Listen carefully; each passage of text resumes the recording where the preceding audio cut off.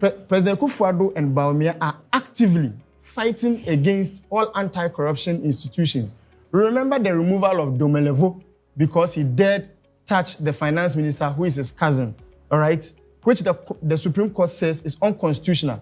We know what happened to Matinamidu and what is happening to Kisi Ejabin currently, who all are lambasting how the Office of the Special Prosecutor has been weakened by consistent interference by President Akufo-Addo.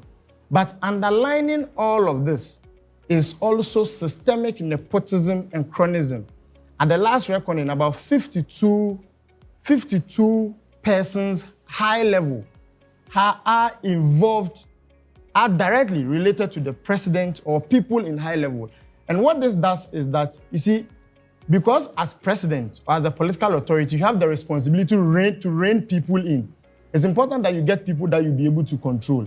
And when you surround yourselves with friends, families, and relatives, what happens is that you are unable to rein them in, and these people are emboldened to go on siphoning our monies.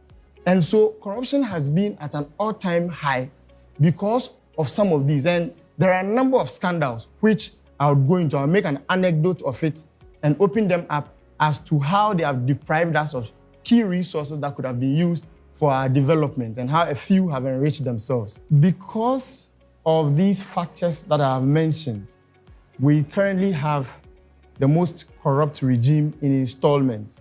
And the way out of it as citizens is to make sure that we see the back of this government, all right? We see the back of this government and reintroduce a government that has demonstrated commitment to the fight against corruption. The Auditor General says that sole sourcing has become the order of the day. And at the last performance audit report on cocoa construction, about 87 of these cocoa roads have been awarded to sole sourcing. This is in sharp contrast to President Akufo-Addo's own commitment on 23rd August 2016, when he was campaigning to be president, where he said that sole sourcing was going to be a thing of the past when he comes into government, all right? 11.32 billion in 2023 alone was lost to financial irregularity, according to the Auditor General. And in 2022 was even worse. All of these are evidence of the fact that when it comes to the fight against corruption, this government has totally lost it. And in the second round, I'll demonstrate how President Mohammed's government were on top of corruption, fought corruption, and are better managers of the canker of corruption as far as our democracy is concerned. All right, thank you very much. And I think that corruption is a very complex issue. And I appreciate all the things you've said, but I thought you said we were going to move away from the normal propaganda and then stick with facts. But it's rather unfortunate that you decided to delve into more propaganda than stay with the facts. But I mean, that's fair. I will start by saying that in 2008, the NDC in their manifesto at page 24 stated or provided categorically that when they are voted for into power in 2008, then, let me quote, so page 24 says that the next NDC government will not make any excuse for corrupt officials, office holders, and officials. They added that they would make corruption a high-risk activity for political office holders. What did we see between 2008 and 2016? We saw a government that was meddling in corruption, including the president himself.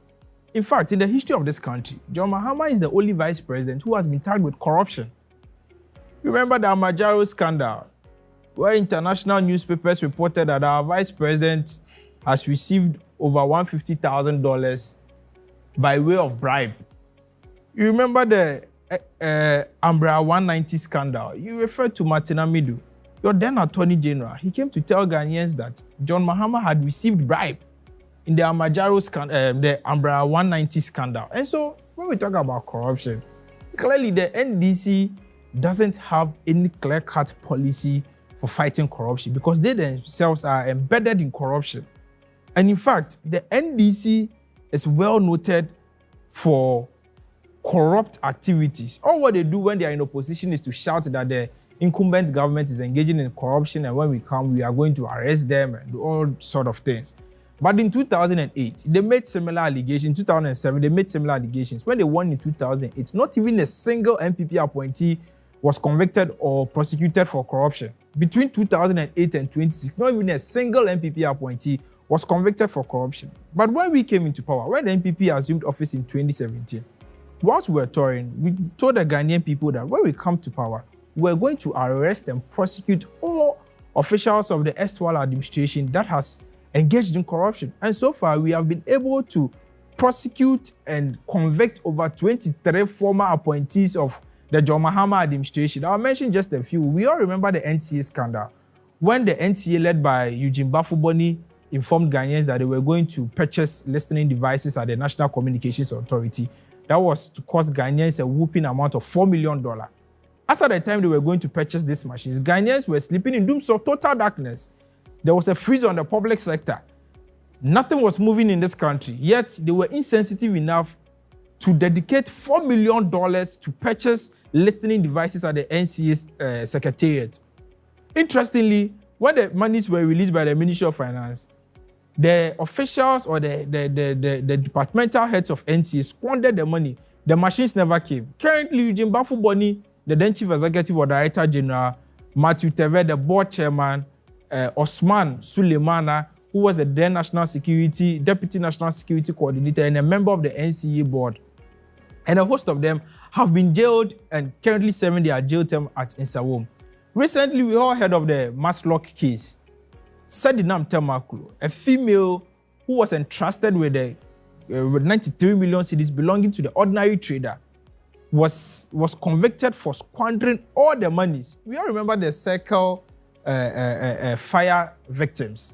Monies that were given to Sedinam Temaklo to be given to these victims weren't given to the victims, but the woman squandered all this money. And Sedinam Temaklo was appointed by the former president. And so when we are talking about corruption, I believe that we have to develop a holistic approach in fighting corruption rather than apportioning blames and engaging in unnecessary name calling amongst ourselves. Because when it comes to the most corrupt political party in this country, it is the NDC and nobody comes close to it. Because we all remember the bus branding scandal, we all remember the SADA scandal, we all remember the 25 million euros Waterville scandal, we all remember the 30 million euro group scandal that Martin Amidu came to tell us that the 30 million EU group money that was meant for corporate social responsibility were diverted into the former president's account. I'm not the one saying it. Martin Amidu was the one who said it.